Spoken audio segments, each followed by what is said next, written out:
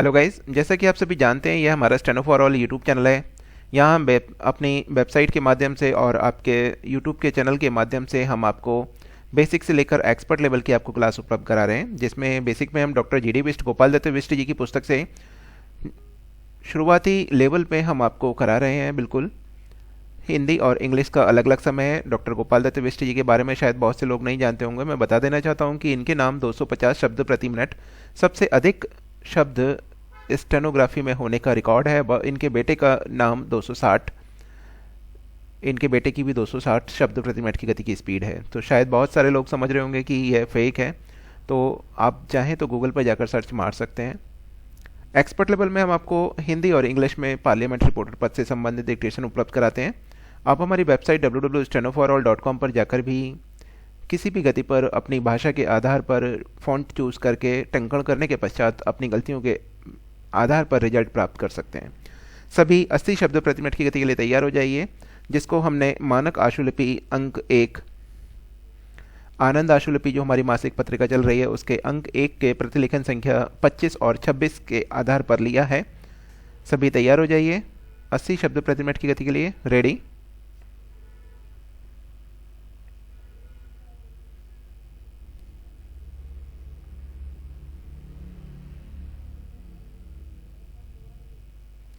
इसलिए मैंने मान्यवर इस बिल को यहाँ प्रस्तुत किया है, इस आशा और उम्मीद के साथ कि इस विधेयक को जो मैंने प्रस्तुत किया है और जिसमें इन सारी बातों का उल्लेख किया गया है, उनको सरकार बहुत गंभीरता से ले और गंभीरता से लेने के बाद निश्चित रूप से इस ढंग से ठोस कदम उठाए जाएं ताकि जो खाई आम आदमी, गरीब आदमी और अमीर आदमी के बीच में ज़्यादा बढ़ती जा रही है, दिन प्रतिदिन बढ़ती जा रही है, वह पाटी जा सके।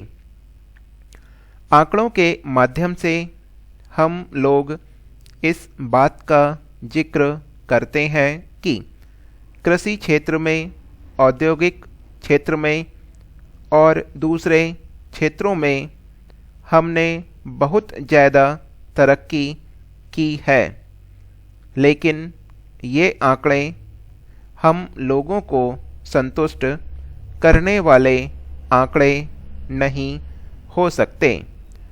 आम आदमी की आँखों से निकले आंसुओं को पोंछने की दृष्टि से इन आंकड़ों का कोई असर नहीं होने वाला।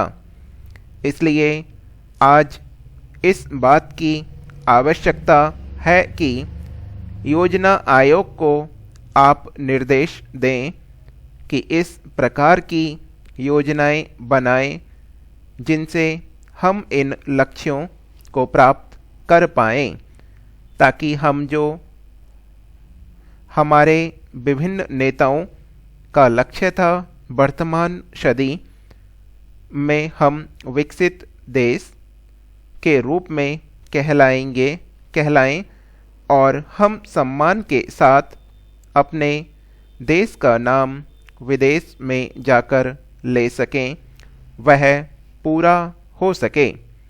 इससे अपने देश के लोगों का जब जिक्र होगा, चाहे हम किसी भी राजनीतिक दल के लोग हों, जब हम प्रतिनिधि मंडलों में बाहर जाएंगे तो हमारे देश में रहने वाले लोगों की बेहतरी का हम वहाँ जिक्र कर पाएंगे।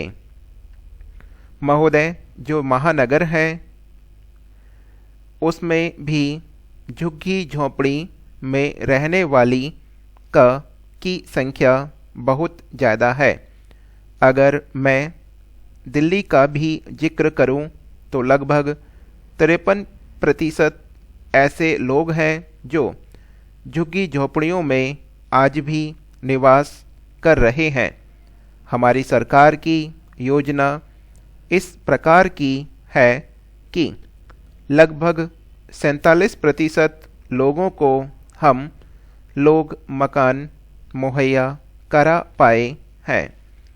महोदय, यह हमारे लिए एक बहुत दुर्भाग्यपूर्ण बात है।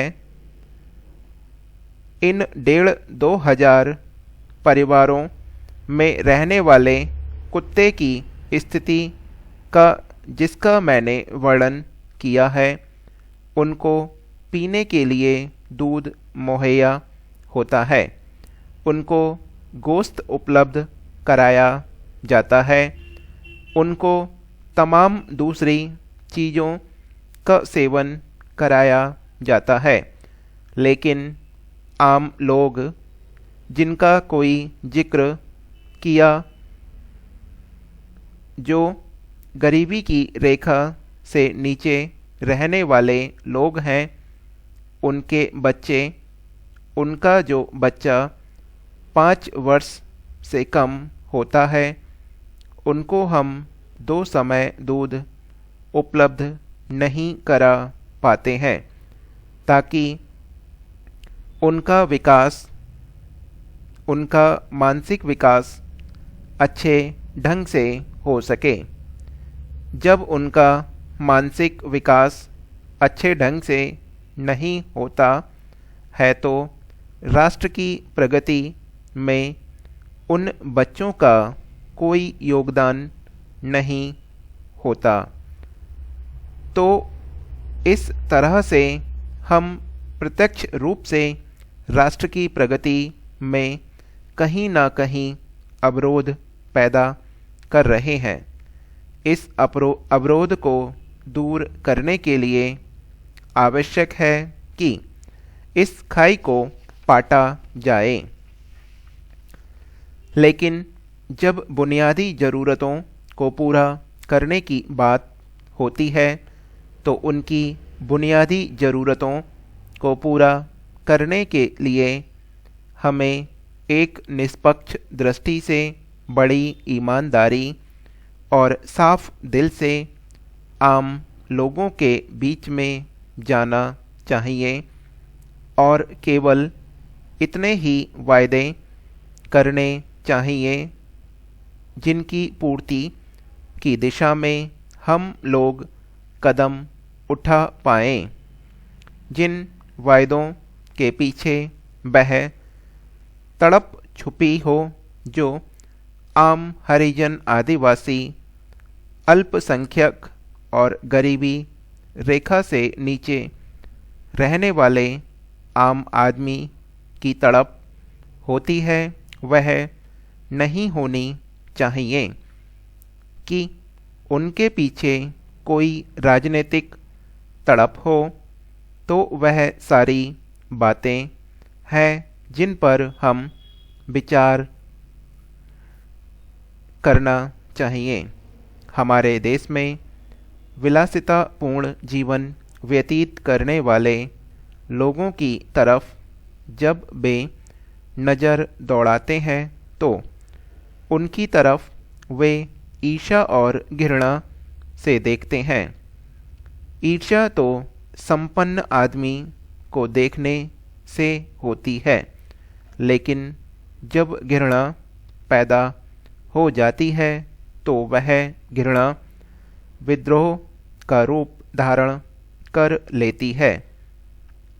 जिन 1,500 2,000 हमारे देश में रहने वाले परिवारों को मैंने जिक्र किया, उनकी यहाँ स्थिति यह है कि उनके यहाँ रहने वाला जो कुत्ता है, उस कुत्ते को ओढ़ने के लिए भी गर्म कपड़े होते हैं, लेकिन जो गरीबी की रेखा से नीचे रहने वाला आम आदमी है, जो किसी तरह अपनी ज़िंदगी गुजर बसर कर रहा है, उसे अपने तन को ढकने के लिए कपड़ा भी हम उपलब्ध नहीं करा पाते हैं।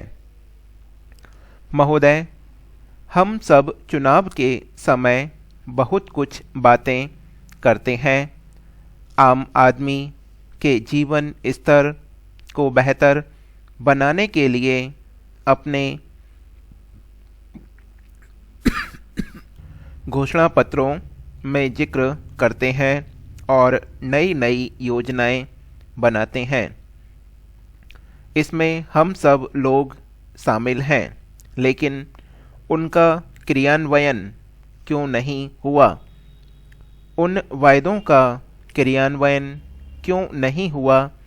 इसके लिए हम हर तरह के बहाने बना देते हैं, तरह तरह के विधानों का जिक्र करते हैं और कहते हैं ये थोड़ी वित्तीय समस्या आ गई थी, ये वे थोड़ी दिक्कतें आ गई थी, ये थोड़ी अड़चनें आ गई थीं, जिसकी वजह से जो वायदे किए गए थे उन वायदों की पूर्ति की दिशा में लोग सार्थक प्रयास नहीं कर पाए।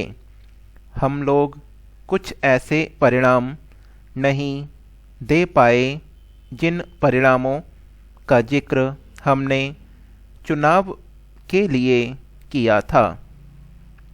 इसीलिए ऐसी स्थिति हो गई है कि राजनीतिज्ञों का अब मूल्यन हो गया है। राजनीतिज्ञों के प्रति आम लोगों की आस्था उठ गई है और उनसे लोगों का विश्वास उठता जा रहा है। जब हम लोग आम लोगों के बीच जाकर यह बात कहते हैं कि हम उनकी बेहतरी के लिए कुछ कदम उठाना चाहते हैं, तो लोग हमें शंका की नज़र से देखते हैं, आश्चर्य भरी नज़रों से देखते हैं और सोचते हैं इसके पीछे कोई न कोई राज होगा। इन लोगों का जो इस तरह की बातें कर रहे हैं, जरूर कोई न कोई उद्देश्य होगा और इसलिए हम लोगों को लुभाने के लिए हम लोगों से ये बातें कही जा रही हैं। समाप्त। ये हमारा डिक्टेशन समाप्त हो गया। थोड़ा सा स्पीड 85 करीब रही होगी।